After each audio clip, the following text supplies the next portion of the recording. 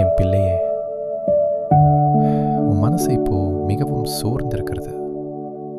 யாருக்கும் தெரியாம நீ உன்னுள் உடைந்து போயிருக்கிறாய். வெளியில் சிரிக்கிறாய், ஆனால் உள்ளுக்குள் காயம் அதிகம். இரவு அமைதியாக இருக்கும் நேரத்தில் உன் கண்ணீர் மட்டும் பேசுகிறது.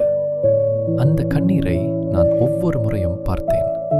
நீ அமைதியாக அழுத அந்த தருணங்கள் என்னிடம் வீணாக போகவில்லை. பிள்ளையே, நீ நினைப்பது போல நீ தனியாக இல்லை. நீ விழுந்த இடத்திலேயே நான் உன்னுடன் இருந்தேன்.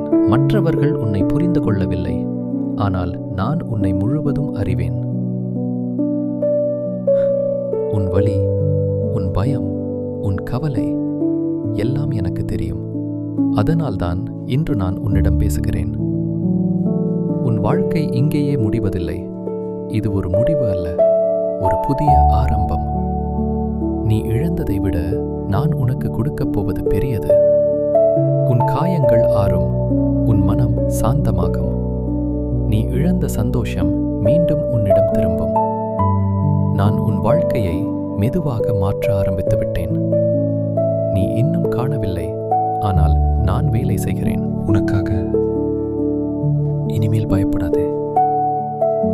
உன் நாளை என் கையில் இருக்கிறது. நான் உன்னை வழிநடத்துவேன். நீ மட்டும் நம்பிக்கை விட்டு விடாதே. நான் உன்னோடு இருக்கிறேன். ஒவ்வொரு அடியிலும் என் சமாதானம் உன்னுள் நிறையட்டும். ஆமென். என் அன்பானவர்களே, இந்த வார்த்தைகள் உங்களுக்காக வந்தவை. இது சாதாரணமல்ல. தேவன் உங்களை நினைத்து பேசுகிறார். உங்கள் இதயம் லேசாக இருந்தால் ஆமென் என்று எழுதுங்கள். உங்கள் ஜெபங்களையும் பகிருங்கள்.